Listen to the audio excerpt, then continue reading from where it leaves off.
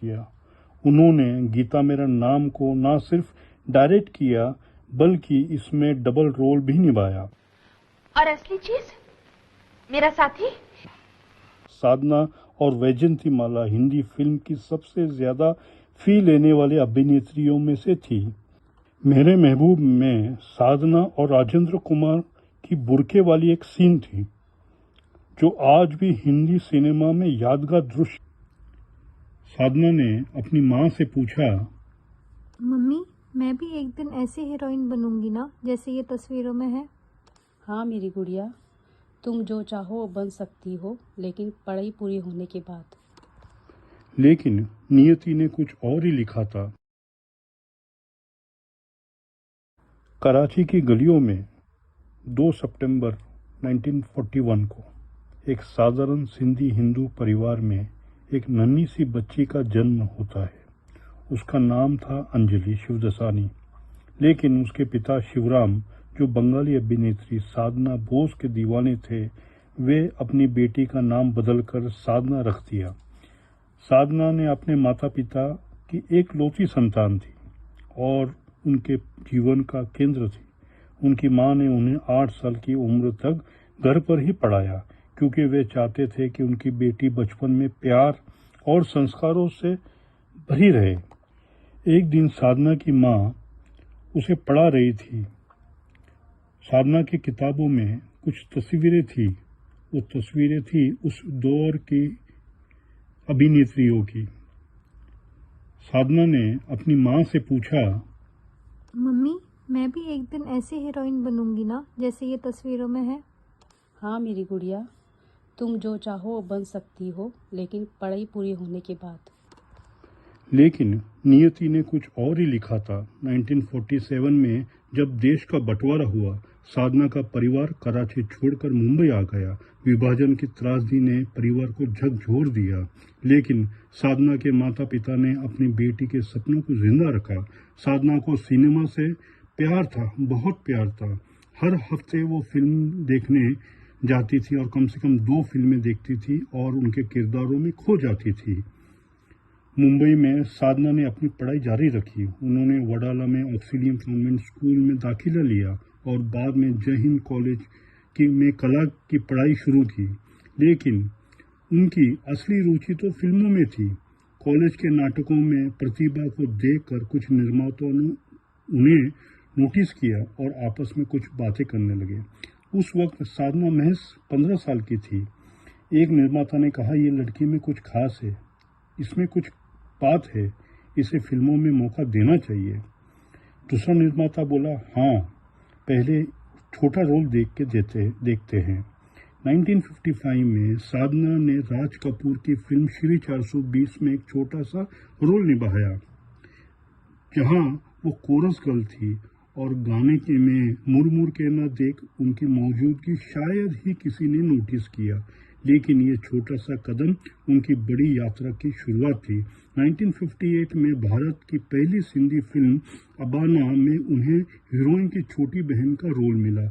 इस फिल्म के लिए उन्हें सिर्फ ₹1 मेहताना मिला, लेकिन ये फिल्म हिट रही।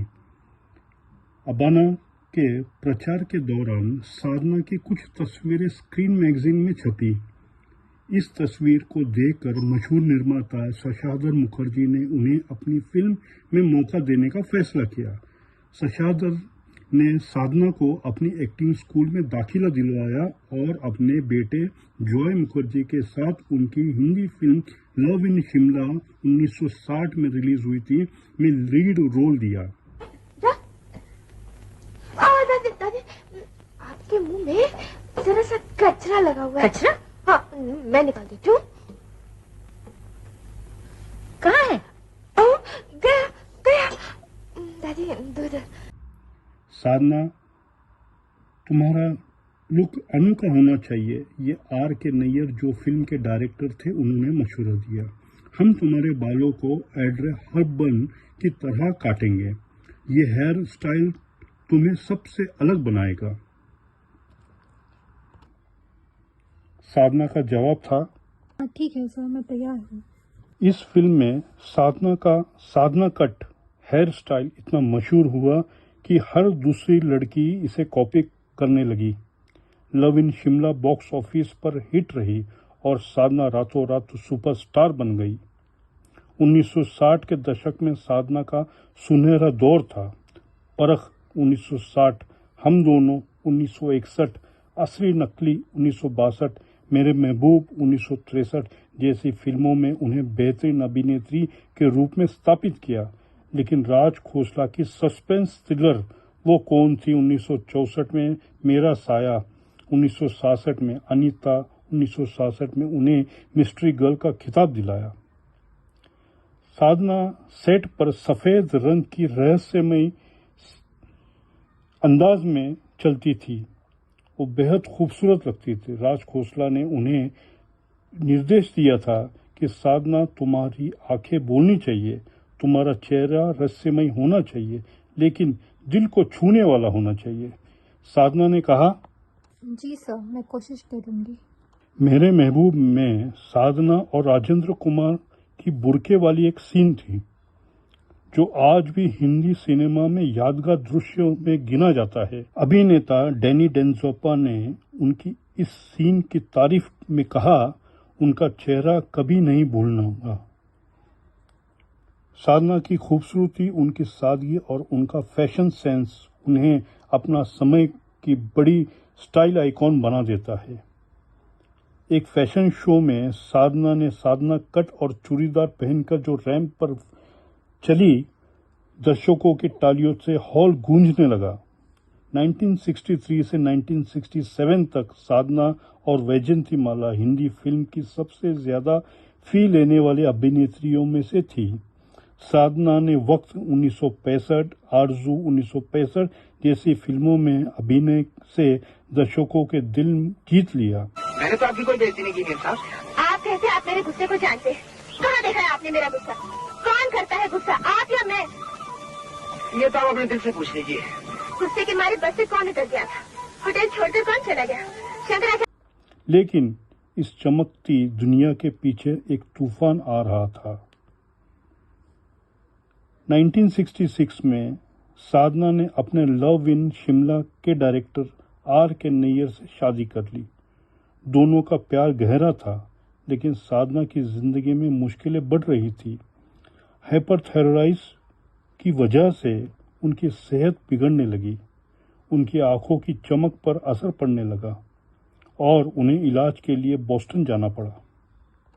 डॉक्टर ने कहा कि साधना जी, आपकी बीमारी का इलाज संभव है, लेकिन आपको कुछ समय के लिए काम से ब्रेक लेना होगा। लेकिन मेरे फैंस मेरी फिल्में, मैं कैसे रुक जाऊं? साधना ने हिम्मत नहीं हारी। इलाज के बाद वो 1969 में फिल्मों में लौटी और इंतकाम और एक फूल दो माली जैसे हिट फिल्में दी, लेकिन उनकी निजी जिंदगी में दुख कभी कम न हुआ। साधना और नैयर को एक गर्भपात का दर्द सहना पड़ा और उनकी कोई औलाद नहीं हुई। 1974 में साधना ने अपनी करियर का एक नया पड़ाव शुरू किया।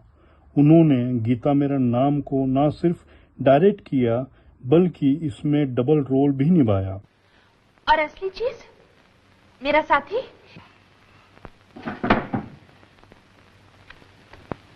इस चक्कू को तुम साथी कहती हो? साथी वही है इंस्पेक्टर जो मुसीबत में साथ दे, वरना तुम्हारी ये दुनिया है ना, एक जवान बेसहारा लड़की को पल भर भी न।